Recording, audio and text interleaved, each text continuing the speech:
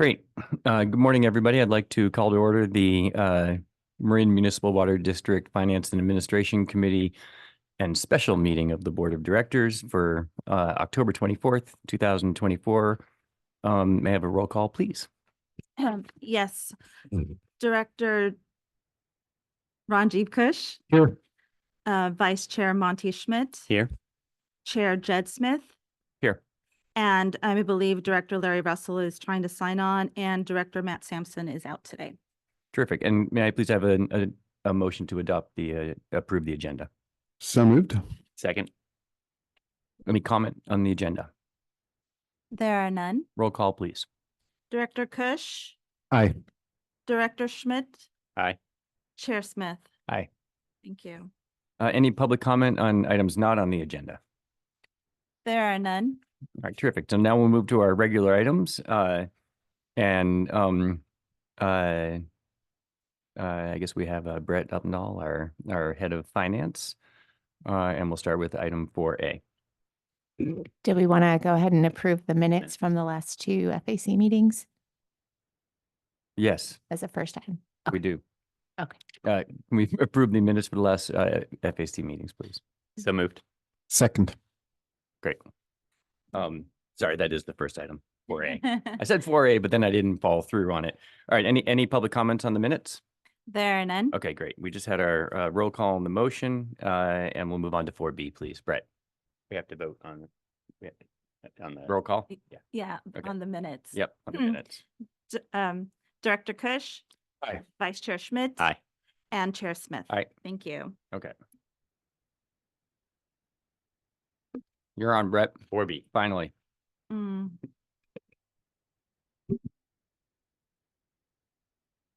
Good morning, Chair Smith and directors. My name is Brett Uppendahl, Finance Director.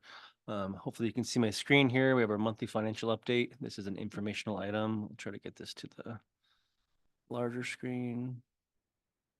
Go. All right, this is the monthly financial update for as of end of September. So that makes 25% of the fiscal year.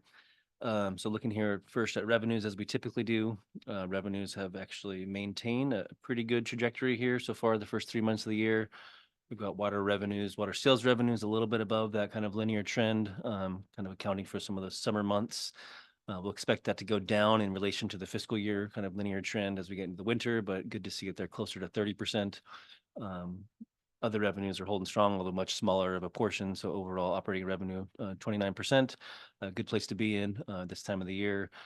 Capital revenue largely fixed. We are at 18% there, and that I think we'll start to see kind of round out closer to that linear trend later in the year. We do have our kind of billing cycles that 1 month is a little bit bigger than the other month, and so we're on a small month here, so we're a little behind on the capital revenue, that being our capital maintenance fee, but nonetheless, that's on track to maintain a pretty steady trajectory all year long.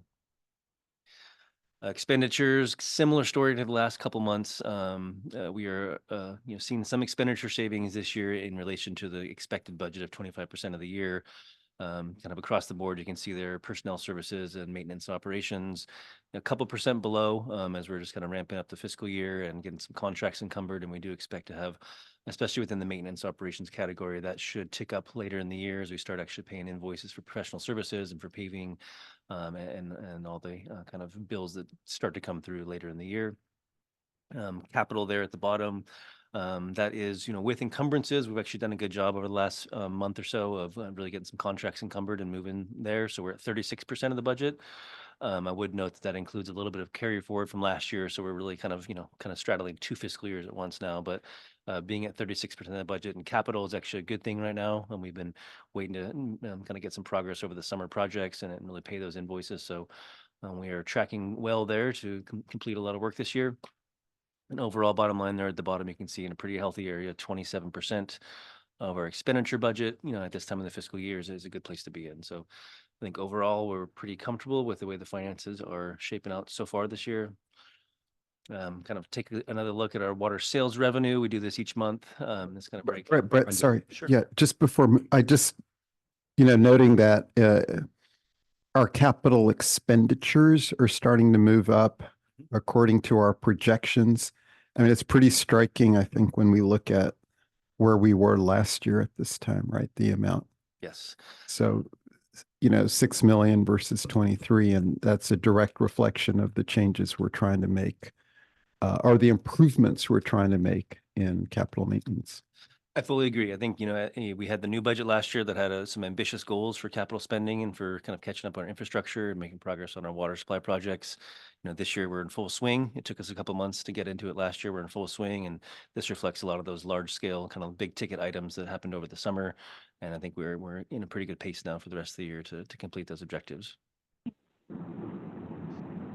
Okay, water sales, this is just a breakdown of where our revenues are coming in. And you can kind of, tend to see the patterns there. As I mentioned, we have a big month and a small month in our billing cycle. We have a 2-month cycle. Shows that on the water sales side to the left, where 1 month is, 30 or so % smaller than the next month. Right now, we are at a total of 103% of actuals there. If you look on the far left on the bottom there, % of expected actuals. And that's a way of saying, accounting for the seasonality of our water sales revenues, we're actually 3% above where we think we would expect to be now, which again is a good place to be in. Anytime you're within 2, 3, 4% of the budget, you're doing a pretty good job in terms of expectations matching what you see out there in reality. And September was a little bit below where we'd expect to be water sales wise. 10 million, 10.5 compared to 11.1 budget, but those numbers, as you can see, move around throughout the year. We'll keep our eyes on those. Those will be a big indicator of how we set the budget for the next 2 years. Really kind of looking at consumption as we get into the winter months and as we start tracking into February and March there. That'll be the jump off point for our kind of final revenue projections. So we'll be taking a much deeper dive there in the coming weeks and months. Service charge is a fixed fee. That doesn't change much. So there's not a lot to talk about there. Watershed fee tracks pretty well to water sales now that it's a variable revenue source. So there's definitely a correlation there. We don't have tiers in the watershed fee, so it's more of a kind of a flat indicator of demand, but it does track pretty well with water sales. And then as mentioned, capital maintenance fee is lagging a little bit right now, that we expect that to end the year closer to, the 95 to 90 to 100% range. So all good. I'm happy to answer your questions on this, but in my opinion, in the first quarter of the year, we're in a pretty healthy place in terms of budget on both sides, revenues and expense. Brett, just out of curiosity, why does the watershed fee not track directly to sales if it's not tied? Because the watershed fee is a flat fee. It's 61 or 62 cents per CCF right now. So there's no tiers to it. So there's no kind of, you don't get the tier 1, tier 2, tier 3 kind of magnifiers in the summer months. So I would expect in the winter months, you'll see it track a lot more closely, but in the summer months, you're kind of getting Got it. Okay, 100% kind of demand related, and then you get the tiers as well. Make sense? Okay, consumption wise, this really gets into this trend we've been seeing the last 2 or 3 years where, slow but steady kind of bounce back towards the average. I believe last month when I reported this slide, we had just barely been above the average for 2 months. Now we're barely below the 10-year average. So we're really starting to coalesce right around that kind of long-term average and seeing that, % or 2, per year increase, which again is kind of part of the expectation coming out of a drought and certainly part of our modified kind of expectation here that we took into the last rate cycle, thinking we'd have a pretty gradual and slow bounce back. And good to see that we're seeing that, largely as expected here again. So we do have, an increase of, I believe it's 6% over last year. But again, we're just kind of getting back towards that long-term average, and it's what we would expect to see in terms of our plan we made last year. So good news there as well. And so actually on that point, I'm going to go ahead and stop. That's kind of the normal 4 or 5 slides we typically do on these. Right, just a quick note that Larry Russell was not able to log in. Okay. So he's a member of the public and called in. And Larry, I think you can flag Terry if you want to make a comment, and we'll unmute you. And so anytime you want to do that, no worries, you can raise your hand and go ahead, Brett. Sure. Yeah. Happy to take questions. So at this point, these are the 4 or 5 slides we typically look at each month. And I have the next 2 or 3 slides are more of a kind of a longer term study we've been doing. We've been talking about taking a closer look at the last year of bills and kind of tracking whether our, kind of deeper analysis tends to track as much as we'd expect it to in terms of the median and means and kind of how we're seeing consumption go. So we do have 2 or 3 slides here that are just kind of, peeling back the onion a little bit and looking a little deeper into some longer term trends and into some of the median and kind of percentile type analysis we do. So I'll walk you through these, and again, I'm happy to answer questions along the way. The two slides you see in front of you are actually the same slide. It's just one slide removes the single family residential. So you can kind of see the nuances of how things are shaping out over the years. This shows consumption by CCF on the annual basis from 2018 all the way through 2024. And I know we've seen these in a couple different formats and kind of a couple different settings in the last few years, but on the left there, when you kind of look at, single family residential being so much higher, I think it's just a good visual representation of the majority of our accounts and the majority of our usage is single family. And you'll see why we focus on that later. But, it's 4 or 5, 6 times any other category that we have out there. And it's a good, 70 or 80% of our overall usage is from single family residential. And the other, I think, thing that jumps out here on this page is the drastic and kind of sudden, reduction that we had during the drought there. So that 25% reduction there between 21 and 22, fiscal year 21 and 22, really jumps out. And I think that's what we've talked about a lot in terms of partnering with our customer base and really kind of getting the word out when we need to conserve, we're able to. And this really shows it, I think, here in terms of the longer term trends, how quickly we can adjust, all of our respective behaviors in consumption. And then on the right there, it's just a way of kind of zooming in on the other 3 categories because it's hard on the scales there on the left. So if you take out single family residential and you just look at the other 3 largest categories, multifamily, commercial and institutional and irrigation, you can see similar trends there. And I think, again, you can see with irrigation customers how quickly we're able to modify demands and modify behaviors when the drought was there. And so, in each of those, I would note that we did a really good job of, modifying when we needed to. We're starting to see a little bounce back again. You can see that kind of curve up in each of the shapes there, a little bit different, for each category. Residential is a little flatter kind of on the whole. You're starting to see irrigation, tick back little by little. Multifamily starting to come back around as well. So, in each of these categories, you're seeing a similar behavior, but I thought it was just good to kind of look at it more long-term. And again, to get that perspective on why single family residential is such a focus for us, being the largest by far category that we have of revenue source and of customer base. Hey, excuse me. Sorry, I think you're going to go on. I want to, this is, I think, kind of, thank you for doing this. I think it's really interesting because if the previous slide showed this gradual increasing uptick in our August water consumption, but and I'm sure you have all the data, maybe you can answer this just straight from your head, but looking at residential single family water use seems flat. And so if we're seeing an increase in August consumption, is that consumption coming from these other categories, mainly commercial and irrigation? And the reason to flag that is that if we are, that might tell us something about what we would, we always are trying to predict what the rebound is. And there's 2 different, there's 3 different factors of the rebound. One is just people are like, we're not, things aren't so dry. I'm going to take a longer shower. I'm going to, plant those roses that I wanted, or, then there's cost. Our rates have gone up. And so, but are people now just kind of getting used to it and it's the new norm? And then also temperature, if we're having a hotter August than we have, it feels like it was a really hot August to me. Maybe that's also driving demand. Part of it is like trying to tease this out because each of those factors, we would have a different managed response. So should we be targeting irrigation? Is irrigation going to become an increasing, consumer of our water?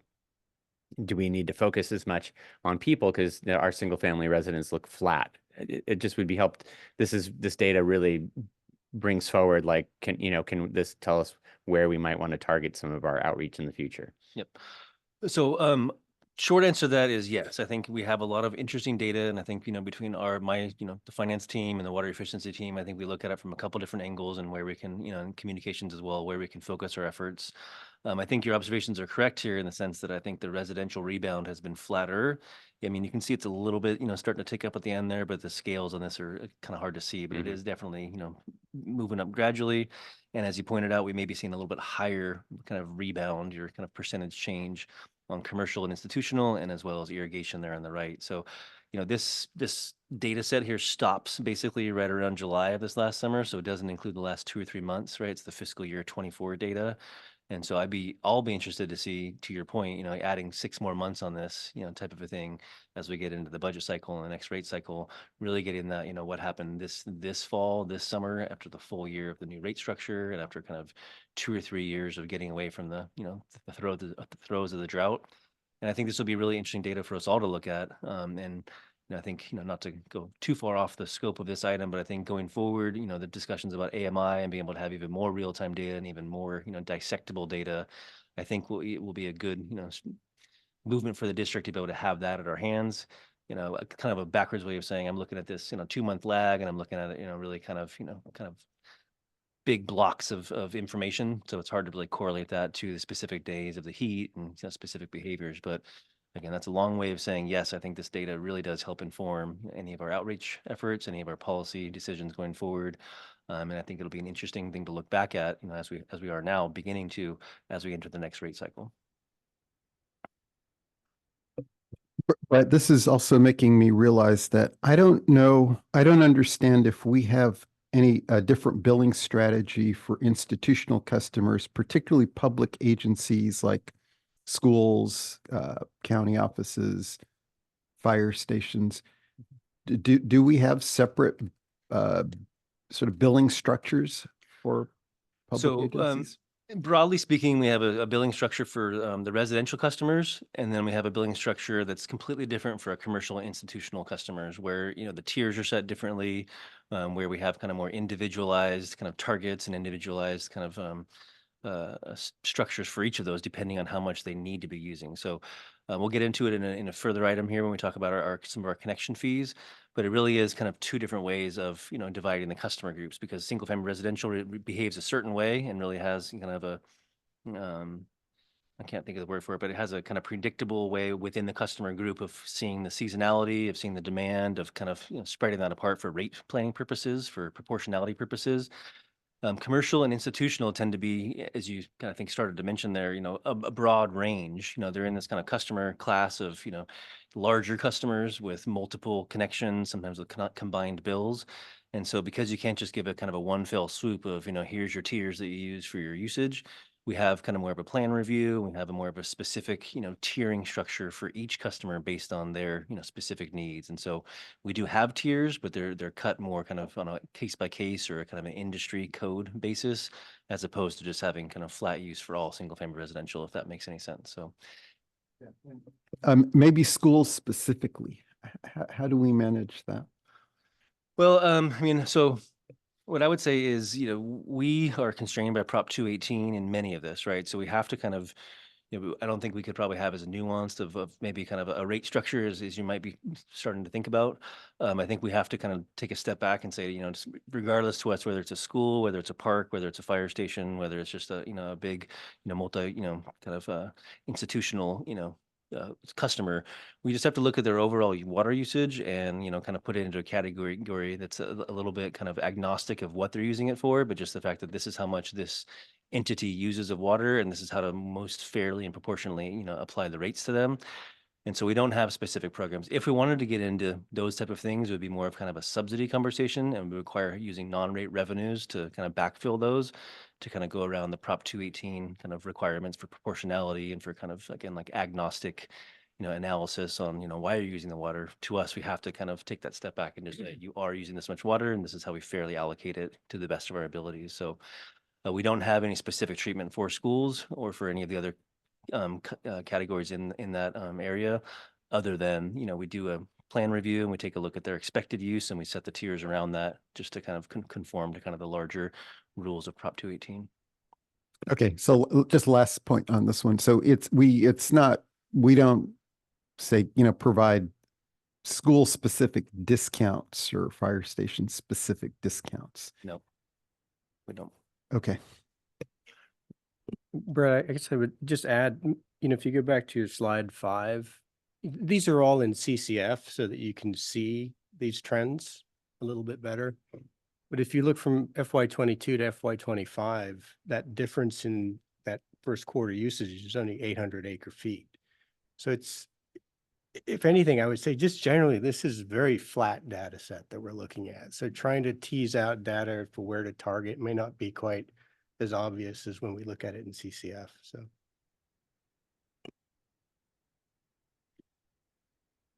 All right, so this is another look at actually then I'll take it back. This is only looking at single family residential. So as we kind of take that bigger look and we say single family residential is our biggest customer class, then we start taking a look at where that shakes out. And this is a bit of a kind of a eye chart or a bit of a lot of lines going on here. But to orient you, what this does is it breaks down each fiscal year by the billing cycle. So it adds the kind of the billing period 1 through 6 into each of those, and you can really start to see the seasonality. You get to the if you see correlating down to the 2018.1 or 2019.1, that's the first billing cycle of the year. That's the July-August cycle of the year.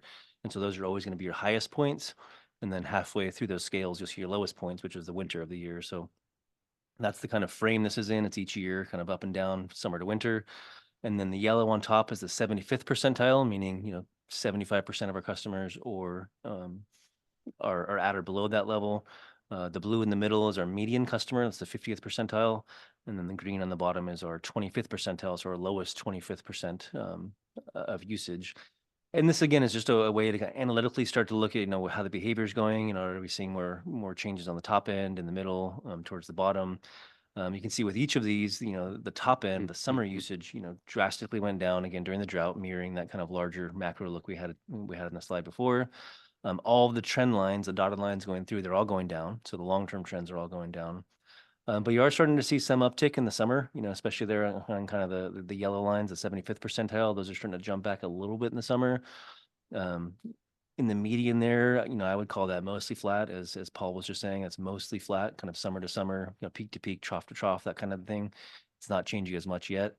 And then at the lower levels there, the 25th percentile, it's almost going lower even from there. You can kind of see that the peak to peak is, if anything, flat to going lower, and the trough is staying lower. So again, another insight into the last 6 years or so of customer behaviors and kind of the impacts of the drought, impacts of weather, impacts of customer behavior. And then as we're starting to now kind of create the next part of that curve, it's more of an interesting way to look at it for me. But again, we focus mostly on the median as we go forward here, and I'll show you why in a minute. But the median is really kind of the best way for us to target and then for us to really kind of get an understanding. But it is also just an interesting point to look at the differences between the kind of the higher end and the lower end of use and patterns over time. This is great. Really appreciate it. Shows a lot of the great work that this agency has done over time for water efficiency and conservation efforts. And I love the way you've articulated it. It looks like the majority of that trend line happened during the drought.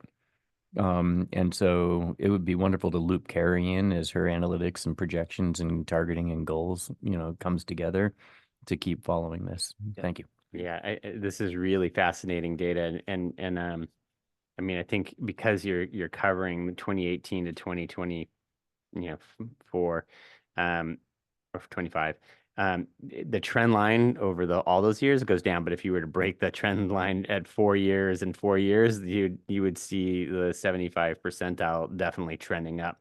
But it's really impressive that our 25th percentile folks are really hanging in there, and they are, a lot of these folks might not have landscapes, so there's reasons why things might not go up as well. But it's really, again, this there's lots of things you could read into this, but knowing that we're seeing a significant uptick in the 75th percentile is kind of, and it is really interesting, and to what extent rates have, I'm so curious where the end is. It's like, how high does that go? How high is the new peak for the summer?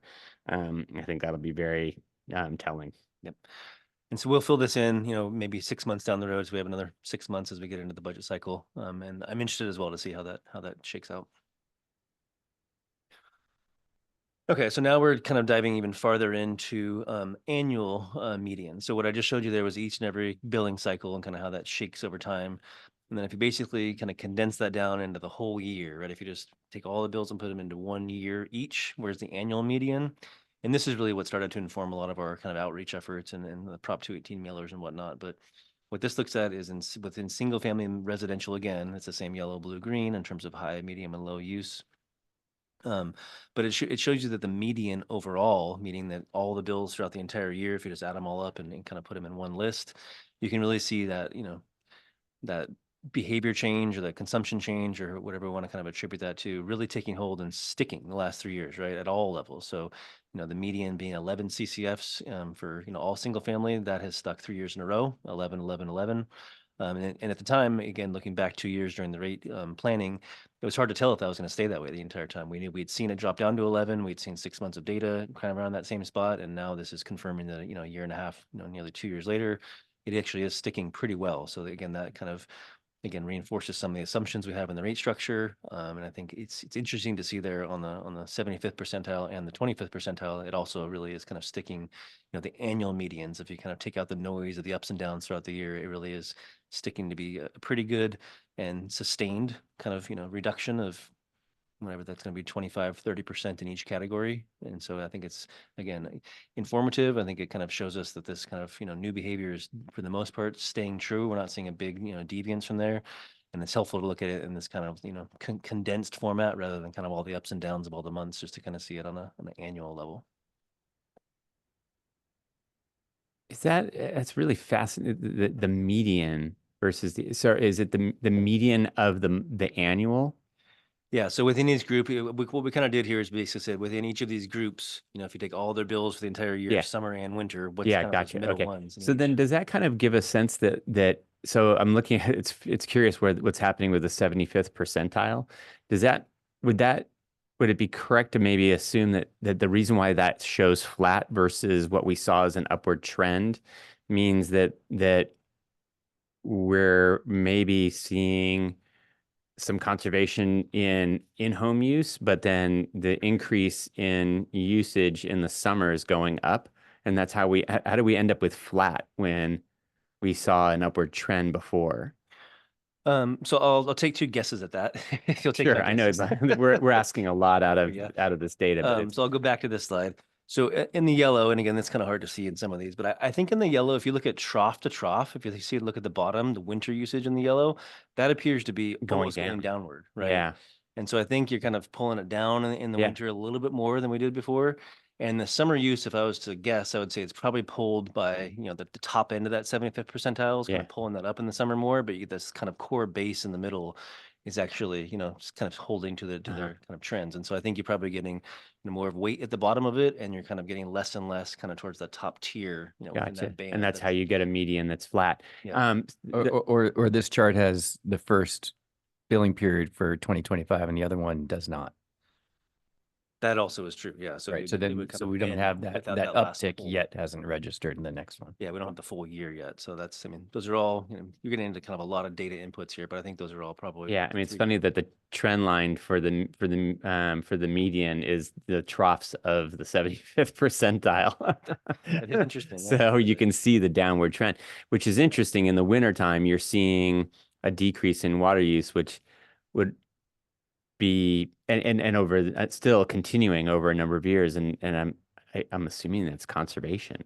I mean, I think so. And I think we talked about also the kind of the, gradual upgrades in fixtures and efficiencies within our house and kind of fixing our leaks and generally being more mindful. I think you can see it, like you said, more there in the winter time when it's not skewed by outdoor use as well. I also wonder if people are going to work more. Yeah, And so they're not in at home consuming as much water. Anyway, we're asking a lot of the data. Thank you. This is fascinating.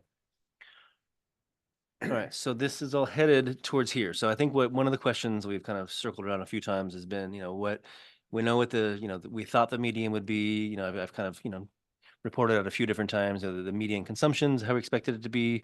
And I think I've gotten a couple questions from the board about what about the actual bills, right? The actual bills, if you look at them, one by one across the board. And so that's what we did here. We looked at every bill that we printed within this category, single family, residential 5/8, which is our most common categories. I'll show you in a minute. We looked at every bill, September through August of 22 and 23, and then every bill after the rates basically went into effect, 23, 24. And, the median bill prior was $134, and then the median bill in this last year was $162. That makes a 21% increase. And so I think when we looked at that ahead of time, projecting out, and we had done our Prop 218 mailer, we had said we expect bills to go up 23%, within this category that we're looking at here. And so to have only gone up 21% is, from my perspective, within the acceptable range. You can't predict everything. So bills went up by a little bit less than we would have thought. I think there's probably other ways to look at it here, but just strictly looking at the math, I think we're within a good range, and it's nice to know that we weren't wrong, and that in general the bills actually increased a little bit less than we would have thought over time. Ranjiv? Wow. That's impressive, Brett, because, the complexity of the analysis that took place during the rate setting process about a year ago, right?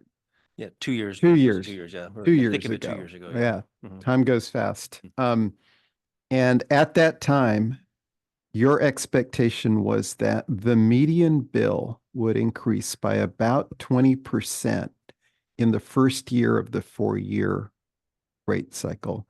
That got a lot of attention. I think in some cases it was also misinterpreted to say that bills on average would go up 20%. That's not what you said. We spoke a lot about how the trends were actually shaping up. We noted that we couldn't fully evaluate that until we had 12 months of billing data under the new rate structure the first year. So now that we have that data, you've gone back, you've been able to do the analysis to see by how much a median bill payer's expenses have increased, and it comes out to about 21%. And I think the numbers themselves are notable. I mean, prior to the rate increase, the median payment, so half of where, exactly, so half of the bills are above this amount, half of them are below this amount, was $134 for 2 months. And now we're at $162 for 2 months. Half of our bills fall below $162 for 2 months of water consumption. Half. I'm going to say it again. Just make sure that whoever writes these articles is listening. Half of our bill payers pay less than $162 a month for 2 months of water consumption. How much would that be per month? $81 per month. For clean water? Oh my God. Yeah, and it's a good point. Thanks, Ranji, for making that. No, I mean, this is really, yes, it is. This is really, really important information that needs to get out to folks so that people can understand the order of magnitude of, what does our water cost? It's really a complex, it's overly complex in for a variety of different reasons, but this is the kind of information that really puts it into scale, that half of our customers pay this or less. Thank you. The one nuance I would add to that, I mean, what you're saying is true, but that is just within the single family residential 5/8 meter. So just kind of, we have different categories. And that leads me to my next kind of last point, which will be similar, and I'll go through it quickly. But the reason why we focus on that is again, here, it's the majority of all of our customers, right? So the percent of all district meters, you can see over 80% of all of our customers are single family residential there on the left. And then on the right over here, it's kind of a zoom in to the single family. So of all single family residentials, 60% plus are 5/8 meter size. So that's what leads us to always focus on that group when we do a lot of our outreach, when we focus on communication. However, for this exercise, I think what I wanted to do is kind of fact check that and take a look at, we also have 10% of our single family residential have the 3/4 inch meter, and we're seeing more and more 1-inch meters, especially the newer connections, just due to new fire codes and due to new building codes. And so you can see that's becoming a pretty sizable percentage there, 30% of our single family base. So what I wanted to do is I wanted to make sure that I wasn't, only looking at the 5/8 and kind of the smallest single family residential meter size. And so we did the same analysis here for all meters under 1 inch. So basically by far the most common of any meter out there, regardless of if you're 5/8, 3/4, or 1 inch. And while the numbers are slightly higher in it, because you start pulling in a little different population there, it's actually the same 21% on both sides. So you may get a, $10, $20 higher a month, when you start pulling in the medians for some of the bigger houses and some of the bigger uses. But the 21% still stands true for both of those categories. So I thought that was also, good to kind of validate, good to know that in general, we're not just picking off one kind of segment of our customer base and focusing only on them, but we are kind of looking a little more broadly as, trying to broaden that kind of average customer, typical customer lens that we do have. So that's my final slide on this, is just to kind of show the board and show the public that. I don't know if we have are a looking at gold couple- star we can give you or something, but I mean, this is absolutely public level reporting that I think should be appreciated.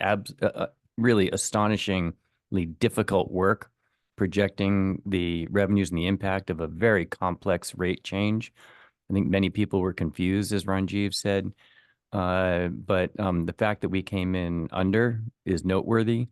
The fact that you were so thoughtful and targeted, and I think some people really misinterpreted the impact that this rate increase was so far is showing to be less dramatic than people expected. So well done, Team Marin Water.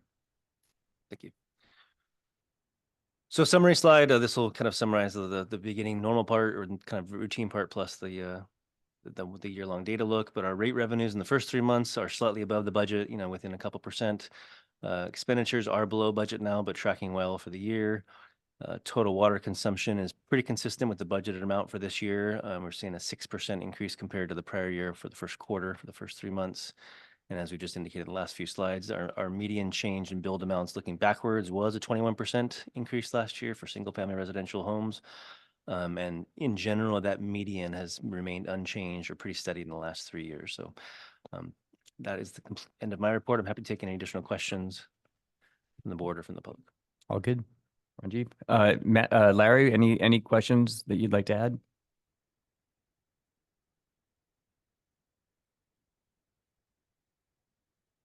I'm trying to unmute him. Hold on, please. Great, thanks.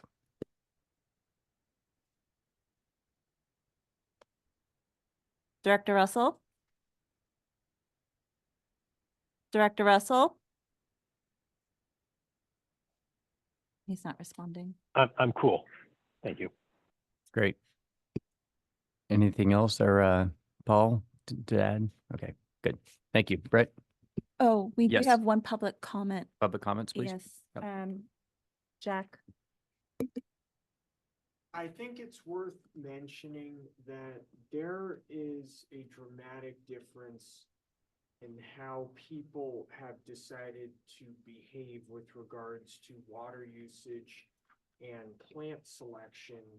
If you compare divisions 1 and 2 to divisions 3 and 5, if you have, given my experience canvassing in division 2, the majority of people have gotten rid of their lawns, and even the plants separate from the grass are often cactuses and native grasses and other drought-resistant plants. And I feel like San Rafael has very fundamentally changed its behavior with regards to water usage. Whereas if you observe Division 3, particularly Greenbrae, Kentfield, and Ross, many gardens are still covered with ornamental lawns and other plants that are in no way, shape, or form drought resistant. And I feel like it is very important that we continue to pressure divisions 3 and 5 to adjust their ways of decorating their gardens, as the message has still not really gotten through to, and people have still not really adjusted their ways very effectively in those divisions. Thank you. Any other comments? There are none. Okay, terrific. All right. That was just an information item, and we'll move on to 4C, our capacity charge and study update, please. Thank you. And this will be me again. I'll have Joseph Eichens, our engineering services manager, come join me here. And we will be, I think, bringing in 2 Zoom guests who are consultants on this study. And this also is an informational item, and I'll bring up the presentation.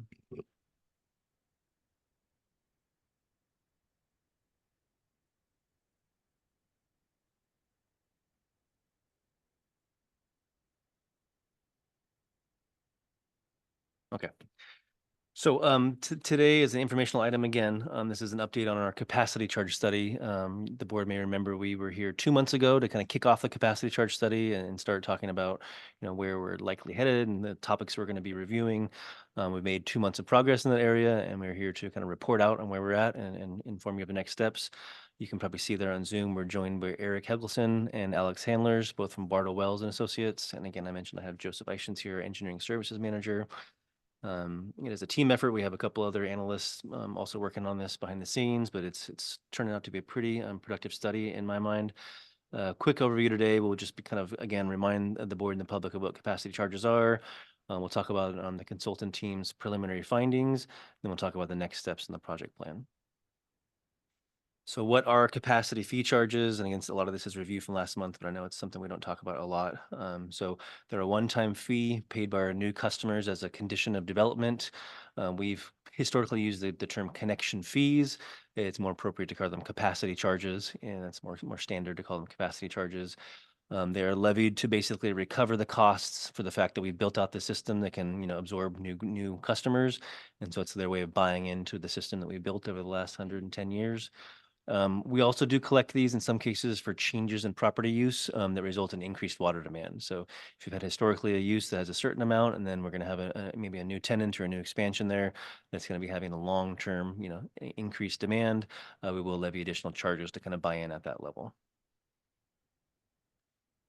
Legal framework, as there is for everything in terms of charging fees to our customers. This is governed by AB 1600 and codified in Government Code Section 66013. And the key idea there is we can't charge a fee that exceeds the reasonable cost for what we're actually providing for in a service there. So that's one of the main frames we're looking at, is to really kind of do our math right and make sure we have all of our arithmetic, penciled out, so we're not overcharging just for the sake of overcharging, but we really do have a basis for what we do charge here. Some utilities use this as a way to recover costs for existing facilities and future facilities. We have not historically done that, and there are other provisions if you're going to be kind of building out in the future based on this kind of using this charging structure for that. We'll talk more about that in future slides, but typically we would just recover costs for existing facilities, what we call the buy-in methodology. So we'll talk more about that in a couple slides here. The other piece of this is when you charge capacity charges, you have to segregate them from other funds. They're not just, to be used on anything in the district. We currently deposit them in our capital fund, and they are another source for capital projects, as we are using that to reinvest in our system. The methodology here, it's relatively straightforward. The devil's always in the details, but the methodology is straightforward. Step one is determining the kind of the cost or the value of our facilities and our assets here. Kind of what is our overall system worth? And secondly, how much is the capacity of our system? How much water can we produce? Kind of making that proportionality there. And then it's a relatively simple calculation of what's the total cost or value of our, system divided by our capacity. That gives you this dollars per, acre foot type of a metric. And then we take that, metric and that base cost, that unit cost, and we apply it to any new project, kind of, a new project or new development or new connection in relation to its proportional share on the entire system. So that's kind of the basic framework there. For actually studying our current fee methodology, we last did this, and I don't have this in the slide, but we last did a study in 2018. So it's been 6 years since we've taken a look at this. Our current residential connection fees are based on a buy-in methodology, as I mentioned. So it's customers buying into the existing system that we've put in place here over the last 110 or 12 years. Our current connection fee calculations are $44,000 per acre foot of estimated water demand. We have a relatively unique way, and I'll talk about this in a minute, unique way of allocating those charges currently. For residential connection fees, the last study recommended that we, analyze each area of our, service district and apply kind of this average use over the last couple of years. And so we ended up with over 300 different zones of all different charges, depending on the neighborhood you're in, depending on the climate you're in.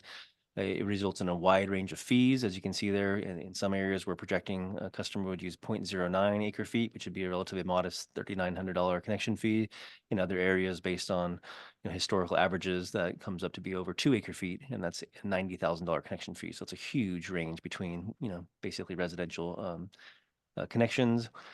those are obviously the fringe amounts. So the typical fee is closer to about $10,000, 9,700, depending on if you're looking at kind of all the different zones or if you're just looking at the most recent activity, but pretty close to about $10,000 is our typical fee right now. We do have a section of our current structure where we charge multifamily fees on a per living unit basis. So depending on how many units you're going to be putting into a multifamily unit, we charge it at a smaller amount, 0.14 acre feet per living unit. On the commercial side of the house, we have a different structure. We have kind of 46 different business types as kind of the archetype for each. And so depending which business type you fall in, there's a calculation that goes of estimating the water demand that you'll need. This gets into a little bit of the question I was answering earlier to Director Cush with regard to school districts or fire stations. So it's really the structure there is really to kind of help define how the tiers work later. And we do have 46 business types on record that we use as our model for that. A third way we charge connection fees currently for irrigation is based on a landscape plan review. So that really is more of a deeper dive into the specific landscape area, the type of plants they're using, the type of irrigable area they're going to have, and the estimated need that they'll need there. So it's more of a kind of individualized plan we give to irrigation customers.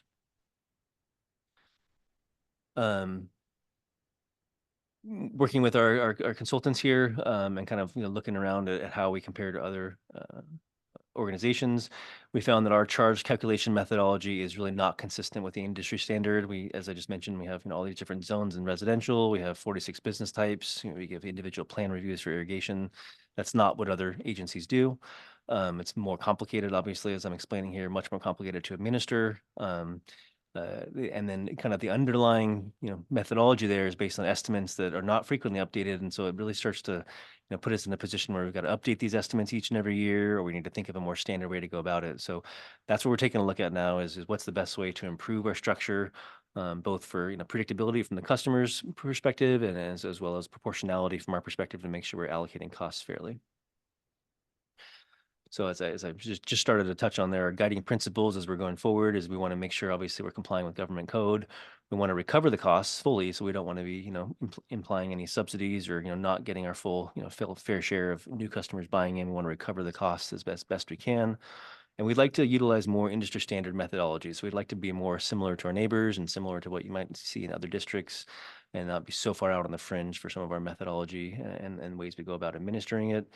And again, kind of underneath all that, which is kind of what government code is telling us to do, but we want to be equitable, we want to be fair, proportionable, not only to all of our potential future customers, we want to make sure that's equitable to our existing customers as well. So we don't want to be subsidizing one side or the other of future versus existing customers. Okay, so at this point in the study, again, we're 2 or 3 months into it. What the recommendations of our consultants and the internal staff here, I think we want to continue using our buy-in methodology. I think that makes more sense in kind of a broad level to use our buy-in methodology. We have such a built-out system. We do have capacity on the fringes for it. So we'll continue to use our buy-in methodology to recover the costs of our existing facilities. What we do want to do is we're updating our asset valuation calculations. So that's a long way of saying we're going to use replacement costs, less depreciation in the calculation of how much our system is worth. And not to get too far into that, but instead of just using kind of the book value of of our accounting schedules, which is what we used last time, we worked closely with our engineering team to kind of provide estimates of what it actually costs to replace these. So rather than just saying we put a pipeline in 50 years ago and it's depreciated down to a certain value and that's what you're buying in for, we're saying actually, it costs much more now to make the pipe than it did 50 years ago. And so we're incorporating that type of replacement cost methodology into this, which is a standard and common methodology, but it does more accurately reflect what it's going to cost to kind of keep our system going. And for customers that are buying at this point, what they'll be buying into. We are going to recommend using meter size as the basis for estimating demand. So kind of getting rid of all those kind of individualized schedules on both the commercial side and the residential side, so that we have a much more kind of uniform and consistent way of applying this kind of demand estimates for current customers. So it's an easy schedule to administer, 3 or 4 different meter sizes as opposed to this huge long, schedule of 300 different zones and 46 business types. And then also, as I briefly mentioned in the last presentation, we think it's probably more fair and proportional to kind of group all single family residential accounts that are 1 inch and below into the same category, because between 5/8, 3/4, and 1 inch, it may just be building codes, maybe fire protection reasons, and maybe other reasons that are not tied to necessarily ongoing demand. And so we were seeing enough similarity in those categories, and we're seeing, a much more, a much higher tendency towards the 1 inch meters going forward. And so we'd rather just kind of treat those all as just like this kind of standard residential size. And then for the larger meters, when they get into the larger properties, we will account for that, but we'd like to treat everything 1 inch and below in the same way. So applying those initial kind of preliminary recommendations, what it does is it changing that, updating our valuation methodology to incorporate replacement costs, increases the overall kind of valuation to be in the range between 55,000 and 70,000 per acre foot. You may recall the first slide was currently at 44,000. So this is adding to the overall dollars per acre foot as kind of the underlying base there. We have a big range there now because we're calculating some of the final kind of pieces in this. We will have kind of more of a smaller range as it comes down to it, but we have some big ticket items for replacement costs that we're just finalizing the details on there. So between $55,000 and $70,000 will be where the range would be for the dollars per acre foot kind of system wide. And then if you kind of apply that basis for what that would look like on a typical single family residential customer, that would result in a charge between $14,000 and $18,000, per connection. And you may recall that the current typical charge now is around $10,000. So, close to a 50% increase there as we would administer that across the board. Disclaimer there at the bottom is the final charge recommendations will vary a little bit depending on the final revisions and final inputs and any direction we get from the board here today. So that's why we have ranges here. But we feel pretty confident if we stay in this general area that these will be the ranges that the final numbers come out at. So graphically speaking, this was what that would potentially look like. This is shows our comparative districts here in the Bay Area. You can see San Francisco is by far at the low end, North Marin, Water, and Novato on the high end there. We're currently 9,700 or so for a typical single family home, MMWD in the light blue there, the third one over. If we were to apply these changes in methodology, it would shift us up the scale a little bit. We would still be relatively in the middle. We wouldn't be at the highest end, but it would put us kind of more in line with East Bay Mud, more in line with kind of the local sections of Dublin, San Ramon. And so we think that's kind of a fair place to be, especially considering the cost of infrastructure here in Marin and the built out nature that we have. So this is the final slide. The next steps will be kind of taking input from the board here today. We'll work with our consultant team to finalize the model and complete the written report over the next month or so. We would like to plan on bringing the final report back to the board in December. There's a little bit of public posting time we have to have it out there for. And so we would come back a couple meetings after that to be able to have the board consider a resolution to adopt the changes to our capacity charges probably in January. And we hope to stick to that schedule. And that concludes my report here today. I have Joseph here to answer any questions on our current administration, and I'm happy to turn it over to Alex or Eric if they have anything else they want to add. Great. Board comments? Nope. Rajiv? Right. It seems like this is a positive direction from a couple of perspectives. One, just the simplification of all the analysis that goes into establishing costs, as well as ensuring that we're capturing costs for the replacement of infrastructure, not just accounting for depreciation. And you've shown the impacts on single family homes in the chart. I imagine much of the new development we will be seeing in Marin is going to be for multi-unit developments, and those would be in the charges per acre foot of 55,000 to 70,000, that they would fall in that category of increase for the multi-unit developments.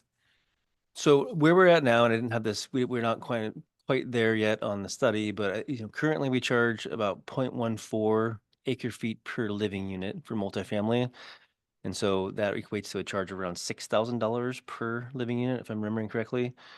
We don't see much of a change there. If anything, that may go down a little bit. We're taking a look at our numbers in terms of the actual demands in the multifamily houses and refining that a little bit. I don't anticipate a lot of change in the overall acre foot per year. you know, 0.13, 0.12, maybe something like that as we finalize our numbers. But the increased value that you mentioned, that 55,000 per acre foot, will bring that up. So, you know, if I was to guess and give round numbers now, if it's around $6,000 now, it may go to around $8,000 per living unit, so it'll go up. But I think we're trying to be fair to the fact that multifamily living units have a separate kind of demand profile than does a single family that has an outdoor irrigable area and whatnot. So we're taking a look at the data on that, and we're going to use that to kind of establish a standard for, you know, per unit costs for multifamily residences. So don't anticipate the demand changing much, but the underlying price will go up a little bit. Great. I think that's good to emphasize. Given the nature of the development that we're expecting here in Marin, the impacts of these changes are not going to be substantial as far as we know on the costs, water connection costs for multi-unit. They'll be proportional, and I think they won't be punitive in any way. I think they'll just, you know, kind of. Yeah, that's a good way to put it, but good to know. Larry, Russell, any questions? Raise your hand if you need. No particular questions, but thank you, Brett. It was a very interesting analysis, and I think it's the exact correct way to approach this issue. Jeremy, first of all, I think most importantly, I appreciate your diligence in highlighting that this is something that we have not been doing in a standard method, and writing that course is spot on. Your methodology, I think, makes sense. One question is, when was the last time rates changed for our new meters that were being installed? So, sure, yeah, go ahead. There you go. I guess hold it. Yeah. That's fine. Hi, how are you? Thank you. The connection fee itself increases every July 1st. That's based on the engineering ENR. Yeah, the ENR of that previous year. Got it. So yeah, I would say the last time we updated the fee structure and the overall kind of methodology was 2018. And when we updated that, we said, here's going to be the new charge, and it's going to increase each year based on inflation. But we use the ENR, which is more construction cost index, as opposed to just core CPI inflation, because it more represents the cost of, you know, materials used that we would use in these kind of projects. So it updates every year by code based on the ENR, but the structure has not been changed since 2018. Okay, terrific. Thank you. Any public comments, Terry? There are none. Okay, great. This is a review and refer item, and so I think we'll have a board motion to do so, please. Oh, sorry. Just information now. We do not need, it's just, oh, I was looking at D. Okay. Moving on. Yep. Thank you. Thank you very much. Yep. 4D, Enterprise Resource Planning, ERP software. Thanks, team. All right. This is me again, and I'll have Brad Taylor, our IT manager, join us for this.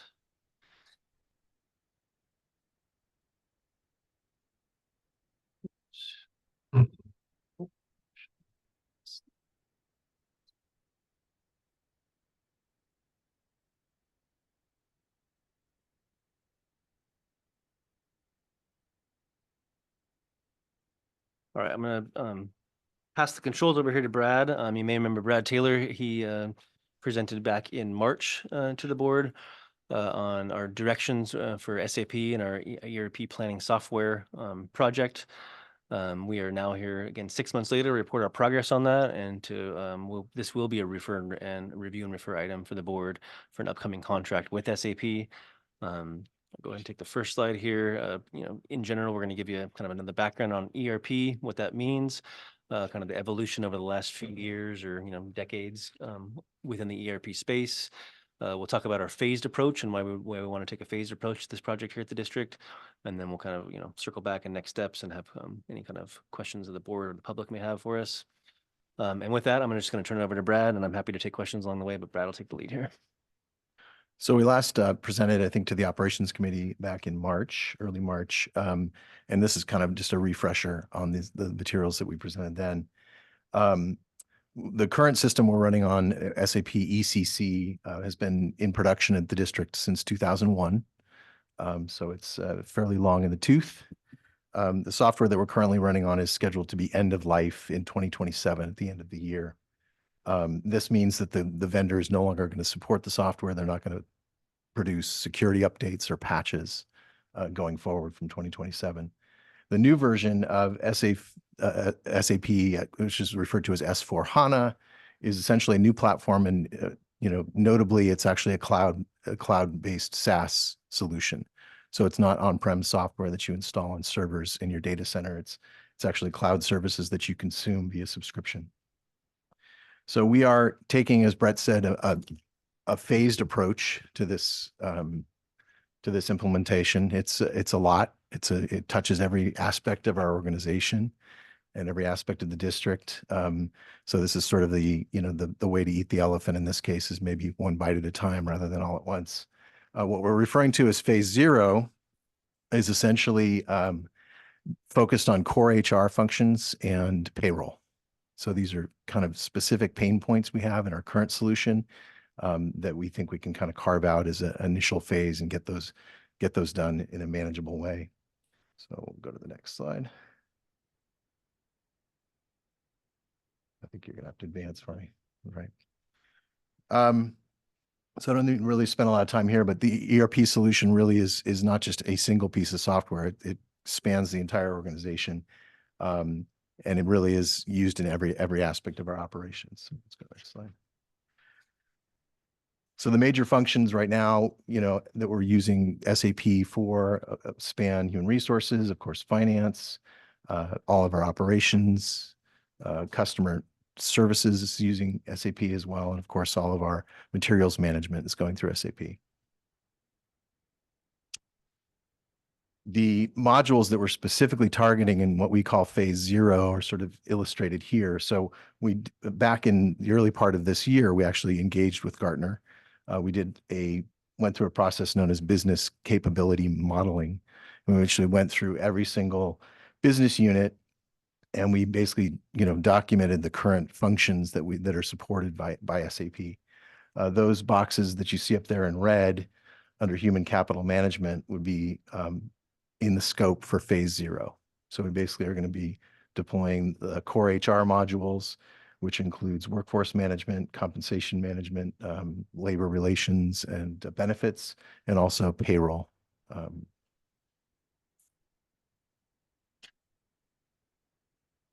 So kind of a quick just overview of SAP and their payroll solutions. I mean, this is a global organization. This is a solution that is used across the world by many, many organizations. There's estimated to be about 100 million people currently being compensated using SAP solutions. They have about 60% market share in the global Fortune 1000 and more than 10,000 customers. So this is a well-established solution.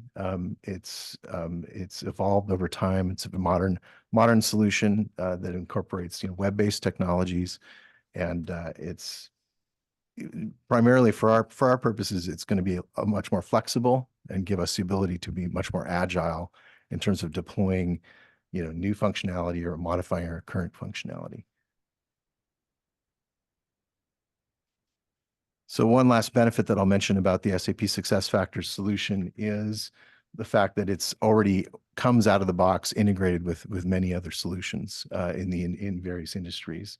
Right now, we're incurring quite a lot of expense hiring consultants to basically make modifications to our current SAP solution. So a good example is recent changes to our payroll and benefit structures. We had to basically hire third-party consultants to come in and make a bunch of changes to our system. So it's highly customized. With the SAP SuccessFactors solution, we have kind of a standards best practice solution that already comes out of the box pre-integrated to a lot of other solutions. So savings over time are going to be probably considerable. So the current agreement that's kind of before us right now is a subscription agreement for SAP SuccessFactors, which is basically part of SAP's composable architecture. It includes HR and benefits management, as I mentioned. Time entry will change. Payroll will be processed through SuccessFactors. And then kind of more important to our employees, it will actually offer a lot of self-service functionality that we do not have now. So the ability for a employee or a staffer to basically go online and actually retrieve their pay stubs or take a look at their current accruals for vacation and sick time. The phased approach, as I mentioned, was kind of chosen so that we could focus on some specific pain points. Right now, we have a lot of manual work and a lot of work goes on every pay period to basically make sure that payroll runs smoothly and is accurate. The HR and payroll modules that we're going to be moving to on SAP SuccessFactors are compatible with our current system. So we're not going to basically have to redo any sort of integration when we move other modules to the cloud. And the intention here was to sort of take on some functionality that's going to have minimal disruption to the organization, and also give folks some exposure to some of these new technologies like the self-service, employee self-service system. The hope there is that we actually generate some momentum and excitement amongst the staff. So they're not dreading this change to SAP and the modernization of our ERP system, but actually are welcoming it, hopefully. Total 5-year budget for the agreement is a little over $1 million, so about $200,000 per year. And we've actually incorporated some inflationary adjustments to kind of the run rate on the subscription.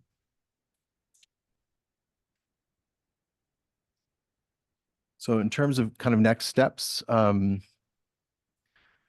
I mentioned, we have a sort of a deadline looming for 2027 when our current system goes end of life. The phased approach, at this point, we'd be looking at releasing an RFP in the coming weeks, early November, selecting a systems integrator by the end of the year, and then actually kicking off implementation of the project in February of next year. So projected go live for this particular functionality, which would be HR core, employee self-service, and payroll, would be fall or winter of 2025.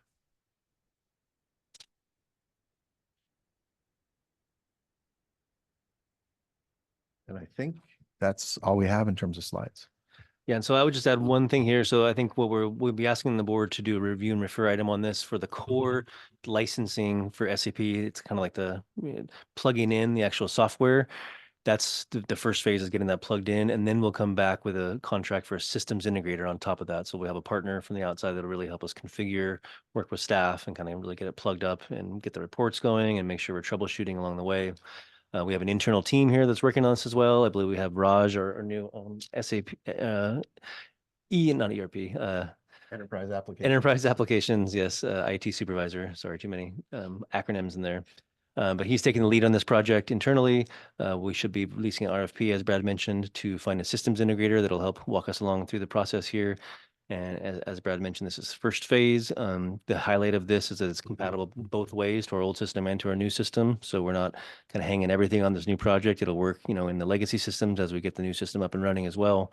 And I would just also point out, I don't think we mentioned here, that the SAP SuccessFactors solution has been employed by SAP for, I think, since 2017, if not before that. They acquired SAP SuccessFactors 12 years ago. 12 years ago, yeah. So it's well worked out within the SAP architecture. We could have upgraded years ago. We just didn't because we had our own kind of legacy systems, but this should be a relatively manageable scope. There's many systems integrators that have completed projects of this nature, and so we're feeling pretty confident about the next year of at least getting us off on the right foot with this SAP contract. Comments from the board? Thanks, Brad. Great to see this moving forward. We've been talking about it quite a lot. So it's all encouraging. You noted the initial focus on HR and payroll. Where will billing come in as you think about going forward? We've heard a lot from customers about the deficiencies in our current billing system, something that, as one of our key points of interface with our customers, something that hopefully we can prioritize as well. Do you have any thoughts on that? We haven't really set a sequence yet beyond this initial phase. I know that customer services right now is looking at an RFP related to payment processing. you know, that may also play into when the timing of that may play into when we try to tackle customer billing. You know, it's because of the composable architecture of these new solutions, we can take this one bite at a time and actually do it module by module. So if that is deemed as the highest priority for the business, then we can certainly take that as the next phase. And I would just add, as Brad mentioned there, so that I think when we talk about billing, I think what you're talking about is probably what the customers see. Yeah. And that's probably more the website and the online bill pay and all those features. That is separate from the actual SAP software on the billing side. So I think that the billing side on SAP may be a year or two out as we kind of investigate the integrations with the AMI and we really get into, you know, how we get our customer service team to be able to use the software better. But independent of that, we're looking into upgrading our online bill pay capabilities and the way the customers interact with us as a separate kind of contract and a separate effort. And so we're kind of separating those tracks out too, knowing that that's the higher pain point is the customer interaction. And, you know, while we have old systems for our customer service team and for our billing, you know, kind of core software, at least they work and we know how to work with them. And so there'll be two tracks on that, the customer facing side and the internal side. Yeah, that's a great clarification, Brett. Thanks for that. Great. Monty. I mean, the fact we've gotten 23 years of use out of a single software platform, you know, think about how much things have changed since then. Yeah. Is there any, because we're basically staying in the same company, or for lack of, you know, are there benefits of integration across our current platform with this cloud-based platform? I mean, I would like to think that they make it easier to make a transition from their old version that they're discontinuing to their new version, but Yes, I mean, there definitely are some benefits, and in this phase 0, we're actually incorporating some foundational components, kind of middleware, if you will, to facilitate the integration between the legacy system and the new systems, and that's actually going to serve us well going forward in the subsequent phases. okay, great, thank you. Great. Larry, any comments, questions? Yeah. I'm glad to hear we're staying with SAP. I think that makes sense. I'm a little confused by the numbers, though. Originally, when this subject was brought up, we were talking about a $10 million cost. Now you're talking about a $1 million cost at $200,000 a year. Is it $200,000 a year forever? That's just for the HR core and payroll modules. So we're sort of eating the elephant one bite at a time here. So there will be future asks for additional subscriptions as we purchase more modules. And so what I would say to that is it forever? Generally, the model's changed where it's going to be a monthly subscription. So the 200 grand a year probably will continue into perpetuity. And it's just a different way of budgeting for software now where you don't have the upfront costs as much. Yeah, it's much more the ongoing license. It is going to be more expensive. We're getting a lot more functionality for it, the way technology changes over time. And to your point, Director Russell, we did budget, you know, I think it wasn't quite 10 million, but, you know, not knowing where we were going to go with the project 2 years ago, we put in placeholders for the big, you know, implementation costs. And so that's where the budget really is. It's for the 2 or 3 kind of cycles of implementation, the phases Brad's talking about. And so this particular contract we're talking about is to get the license fee, 200 grand a year. We'll come back for the first kind of system integrator, and that'll be more in the $1 million range, kind of for a project, you know, to implement this software. And then we'll come back with the next phases that'll probably be similar in scope. So that's where you'll get up to that $6, $7, $8 million figure by the time we get through 4 or 5 modules with system integrators. And so it is costly. We are learning about costs as we go. It is really kind of a whole change in infrastructure. So I don't know that we have the budget fully fleshed out because we don't even know exactly which direction we're going, which modules. It gets pretty complicated for exactly, you know, within each, I would say, you know, phase, there's probably decisions to be made about which of the products and which of the SKUs they call it that you actually subscribe to and how much of the SAP ecosystem you really want to take on. And so we're learning about that as we go. And we're obviously not wanting to pay for something we don't use, but we're also trying to be mindful of, you know, 5 years down the road, would we want to have kind of these more analytical, you know, pieces in place, these cloud-based pieces in place to where it's going to make our jobs easier in the future. But those are all decisions we're taking on basically as we encounter them along the way. So it'll be a dynamic process, kind of a, you know, back and forth with in terms of the budget and the planning and the impact going forward. Thank you. That's very helpful. Are we still going to keep a server in the office building, or is that all gone now? The current SAP infrastructure will remain on-prem until we've basically retired the functionality in that system.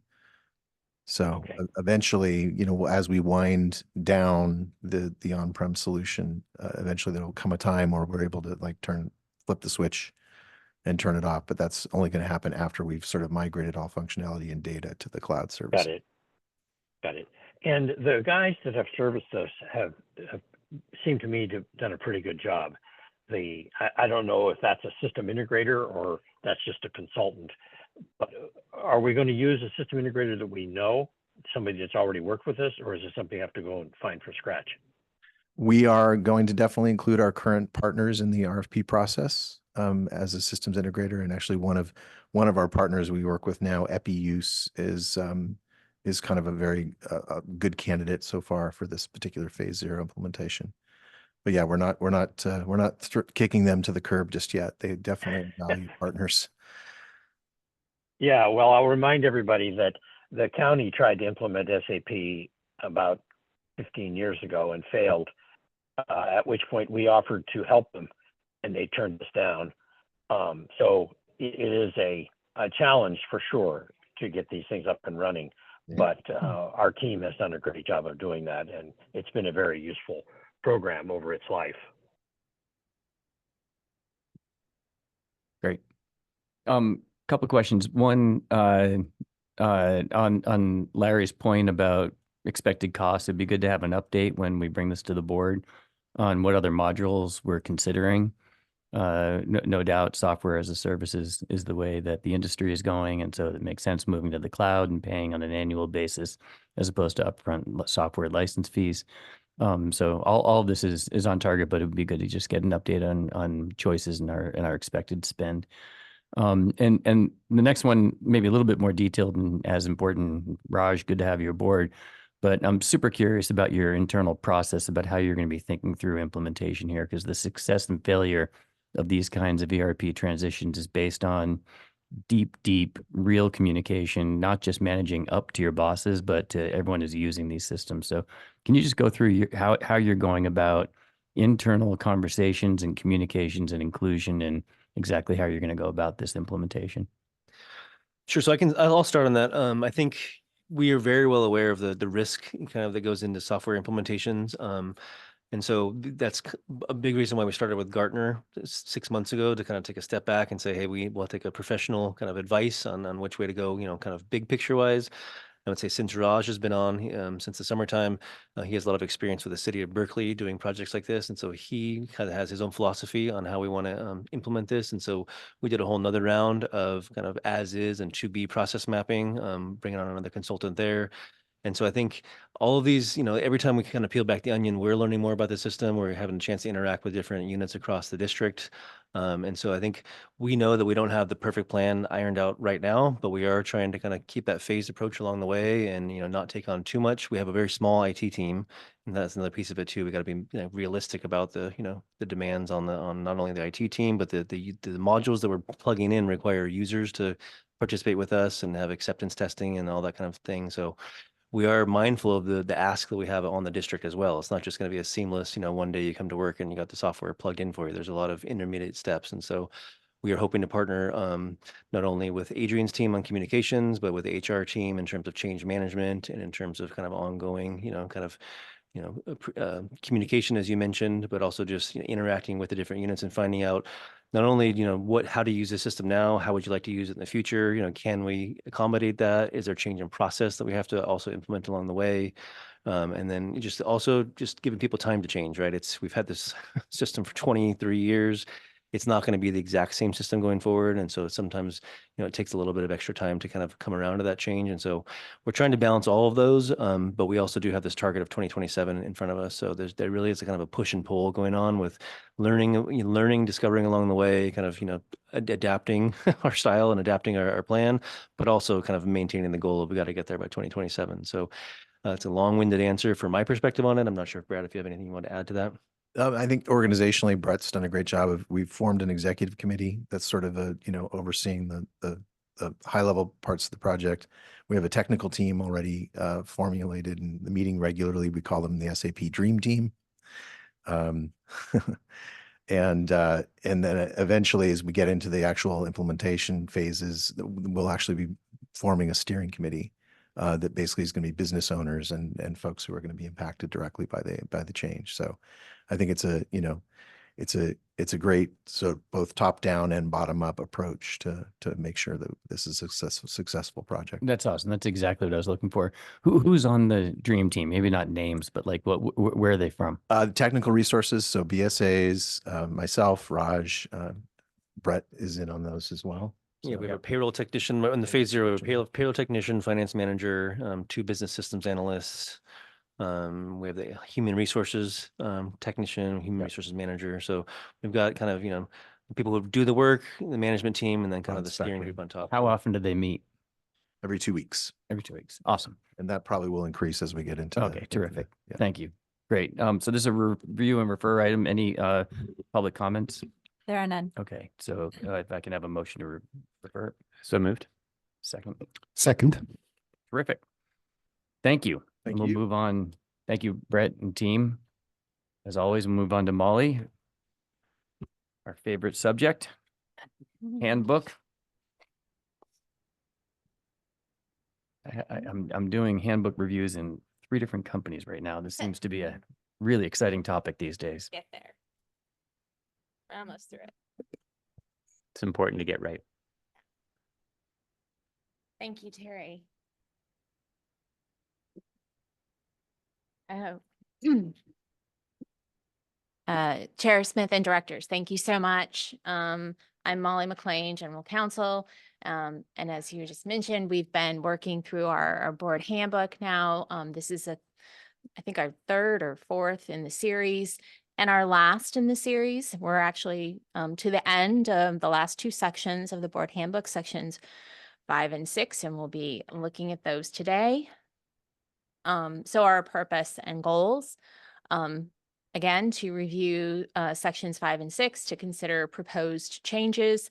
These are actually a couple of the lighter sections, so we will have a shorter presentation. Maybe you'll be happy to hear that. Fewer changes that we really need to make, but a few things. And in each of these sections, we look at, board policy 50 and what we need to incorporate from that policy. So just a little review of where we've been in our process to date. So we started really with an in-depth review of board policy number 50, which is the board ethics policy, which sort of lived in its own realm. But we wanted to look at the integration of that policy, those provisions into the board handbook. So we had a more complete compendium of laws and regulations and all of those guidance provisions that the directors need to access and want to have at their fingertips, I'm sure. So we had one-stop shopping, so to speak. So we did that deep dive. Then we started with reviewing sections 1 and 2. We incorporated some clarifications on when new board members take office. These are just some highlights. We did more than this, but we incorporated some of the board policy 50 provisions there. We looked at actually incorporating our strategic, it's not on the slide, but strategic plan, new mission, vision, and goals into the board handbook. So that was up to date. We had some new guidance on social media based on case law, and then some additional clarifications on contact with the media.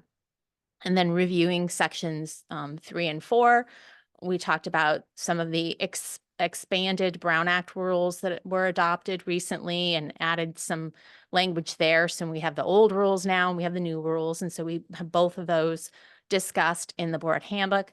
We did incorporate some of our ethics provisions as well. And we added some new language addressing the Levine Act updates that were adopted in 2022, the prohibitions and requirements regarding campaign donations. In the packet, I want to just point out, we did include a red line of all those sections 1 through 4. I wanted to, show the board along the way as we were going through what the changes look like in print. You will note that there are actually some substantial changes. I mean, for 2 reasons, I think.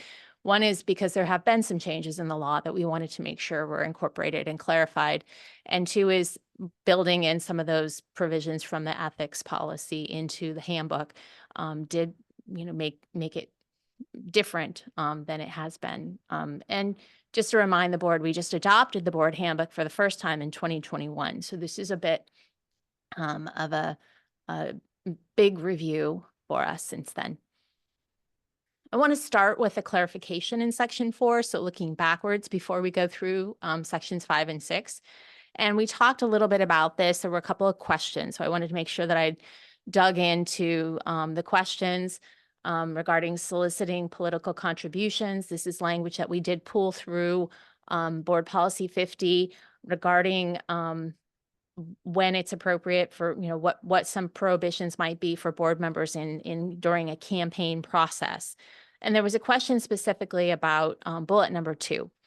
Board members not soliciting direct political contributions in kind or services from district officers, employees, consultants, or contractors, or from vendors or consultants that have material financial interest in a contract or other matter pending before the district. So I went back and I did some research into this provision. First of all, there was a question about what did district officers cover? Did it include board members? It's not clear to me, but I think the answer is no, specifically because the language says board members versus district officers. Also, we looked at our conflict of interest policy that gives a better definition of who is a district officer, and that doesn't include board members. So just clarifying that. The other thing I did is I looked back to the Even like the president of the board? district officers, I believe, would be positions within the district. Okay. So your general counsel, your general manager, your finance director, those are the ones that were identified. And then I looked at the Board Policy 50 includes some helpful legal references or statutory references. And so I looked at the statutory reference for this section.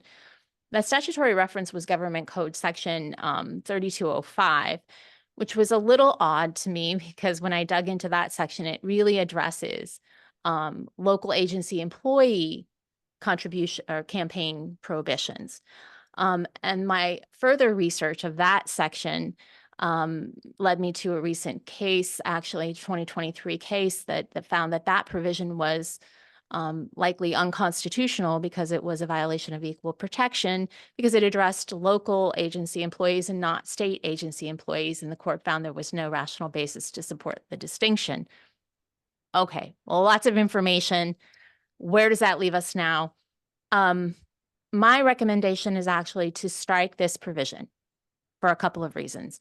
One is it seems to have an unclear directive and an unclear sort of justification for its inclusion. It also seems to be based on potentially a provision that's not constitutional. Also, it really is covered, I think, substantially by the new language that we've included under the Levine Act amendment regarding when elected officials, whether they're running for the first time or whether they're already in office, seeking campaign contributions. As we reviewed those prohibitions regarding seeking campaign contributions of $250 or more from some individual or company that may have some proceeding in front of the agency. So those are the prohibitions that I think the board needs to focus on. And I don't think that this section, this subsection 2, is extremely helpful or illuminating beyond the Levine Act prohibitions. I would suggest and recommend that we keep bullet number 1 and 3 because I think those are supported by existing law regarding not using district resources for campaign purposes. So not using the district facilities, not using the seal or mark or stationery from the district. Also, we want to avoid having the district seemingly endorsing any particular candidate or to the public office for the board.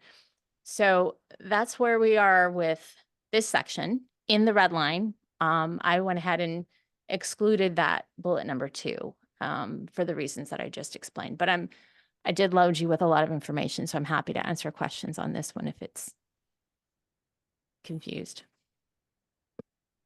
I guess I am confused.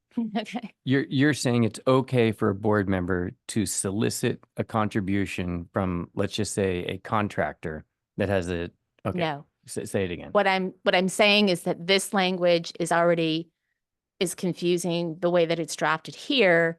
And the substance of what you're talking to is already covered under a different provision that we've added into the board Thought so. handbook in addressing the new prohibitions of the Levine Act. Got it. Thank you. You're welcome. Confirmed. One follow-on question, Yes. Molly, but the one point here in the bullet that you're proposing to eliminate it is employees. So with respect to employees, it seems like there is no prohibition. I don't have any, I don't have any specific guidance that I found on that. Right. And so I would give an example of, employees who live in the district who might receive a campaign mailer. That's fine. So, I know that their contributions to campaigns are very much a free speech issue in this country, political speech, actually. So I think that the way that this is drafted is confusing on that point. And if we wanted to dig into that issue, we could, but it would look different to me. Larry, any comments? No, interesting analysis, Molly. Keep up the good work. Thank you. It was a little forensic, but it was, I Well think, done. helpful. Okay. Okay, with that behind us, we'll move on to section 5. And we did a lot of work earlier this year on compensation and benefits for the board. So we do have, as the board may recall, a new board policy number 42 that addresses compensation for Marin Municipal Water District directors. And that covered the issue of when is compensation appropriate. This is the language that I'm proposing to have in the board handbook regarding that. It's fairly general. It references the district code section that applies currently. It does point out that state law does allow per diem reimbursement or compensation rather, but not for more than 10 days in any calendar month. That's actually state statute. And then it points to our adopted separate board compensation policy number 42 that was recently updated. And I want to also mention that there was at the last FAC where we did do this section, we did do a review. There was a request and a second to come back to the board next month with an actual look at the compensation amount. So the compensation policy covers the amount of the compensation, which is actually done by district code, but it really addressed what instances are appropriate for compensation for the per diem amount as well. So we kind of address that last piece, but we will next month look at the actual compensation issue.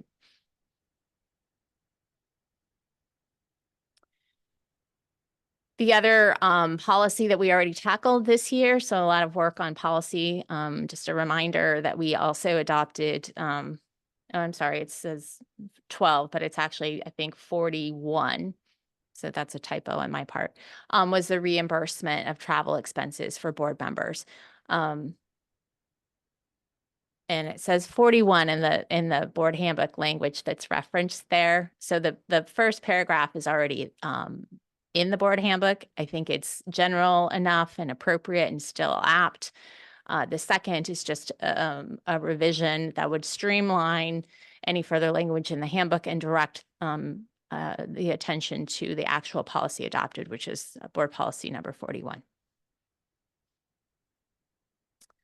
And we're already to section 6, which I'm not really proposing any substantive changes to this section.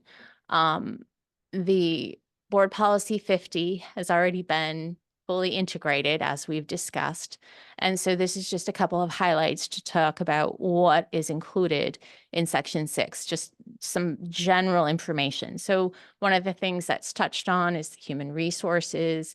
And then it speaks to the goal to ensure a stable and talented workforce to the district's work today and into the future, which is identified in the board handbook. And it indicates that board members should be familiar with equal employment opportunity policy, which is a non-discrimination policy, as well as the MOU. We just updated our MOU in 2023, and labor terms for unrepresented employees, which were also updated at that time.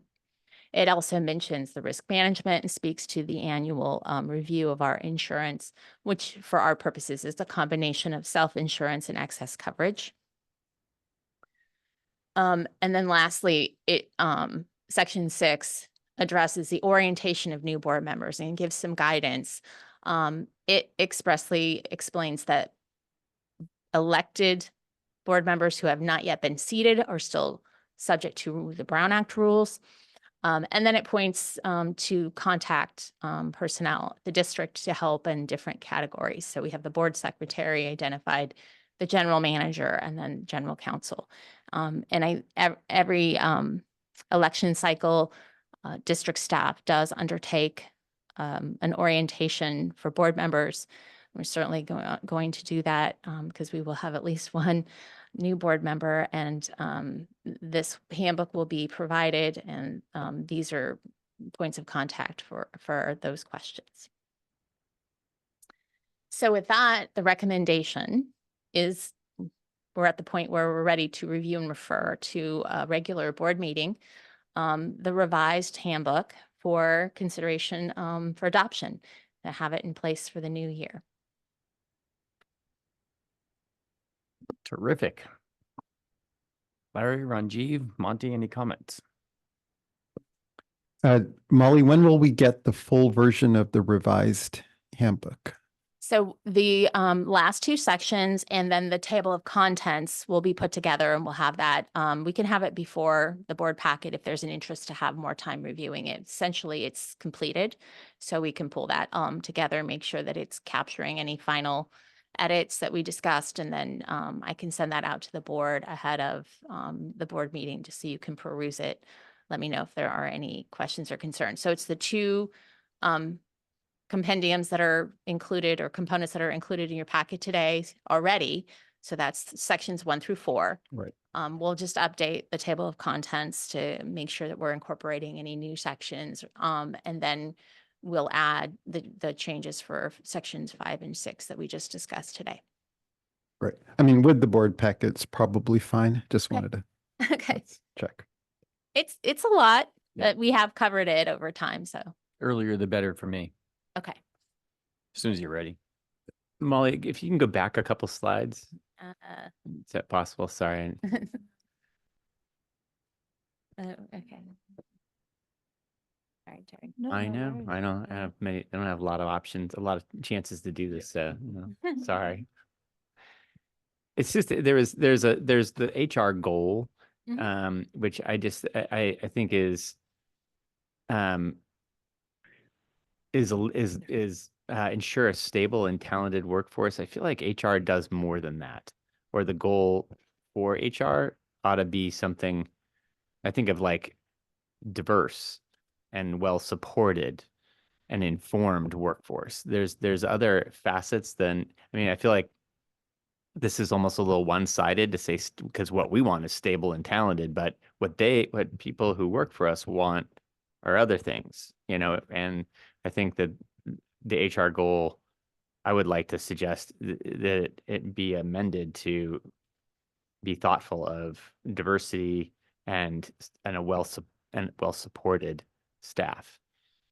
So, I mean, just looking at some of the notes here, this is obviously the highlight section, Mhm. so it's cherry picked, but there is exactly some of that language, I think, that It's true. follows Yeah. in the paragraph. I know.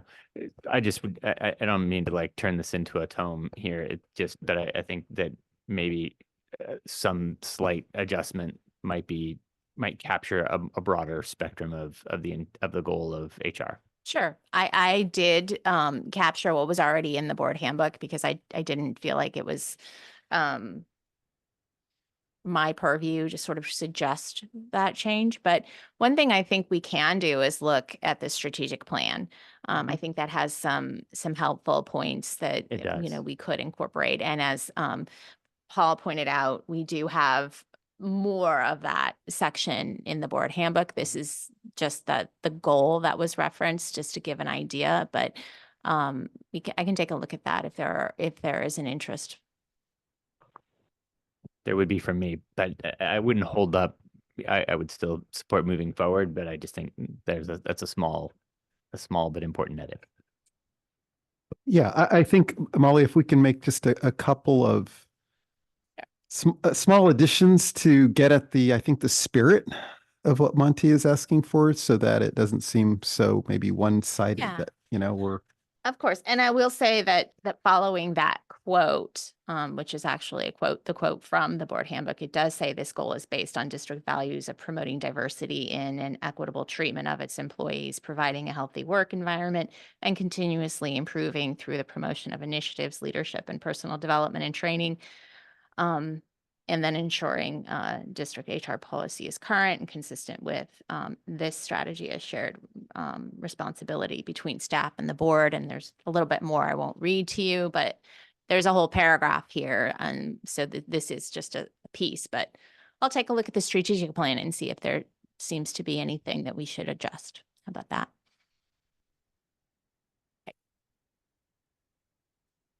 Great. Any other comments? Yeah, I have a few. Yep, Larry. I think that and perhaps others could speak to this better than I, but I think that the board training needs to be more comprehensive than what has been provided in the past. I think you guys do a great job of the legal side of it, but I think that there's a lot more to the job than the legal side. I think in most other agencies that I'm aware of, not necessarily water agencies, but political agencies, city councils, that kind of thing, all have training, outside training of their new board members. And I think we should adopt something like that, at least I don't know that it needs to be formalized, but it needs to be procedurally formalized. And that we send new board members out and get them trained so we don't have to go through the repetitive efforts of training both the Robert's Rules of Order and the district side of it. So I'd like you to give some thought to that. I don't know who does it, but I know that like the school districts have it and the city councils have it. So there are services that provide external training for directors. Yeah, there are, and the Institute of Local Government Agencies, I think if I'm saying that correctly, has a lot of trainings online. I think that's right. You can certainly look at resources available for those purposes. Great. That would be great. Thanks, Larry. Any public comment? There are none. Okay, this is information only. Thank you, Molly. Oh, Actually, it's a review and the refer. and You would refer, be yep, we so are. kind. What am I looking at? I'll make the motion. Second. Great. Moving to the board. Molly, thank you for the hard work. I know it's fun for me. Hopefully it's fun for you, but appreciated by all, I'm sure. Thank you. Yep. Thank you. Terrific. Okay, upcoming meetings. Yes, the next FAC meeting is November 21st at 9:30. So that's Terrific. confirmed. Thank you for doing that. Mhm. Okay, we are adjourned. Thank you.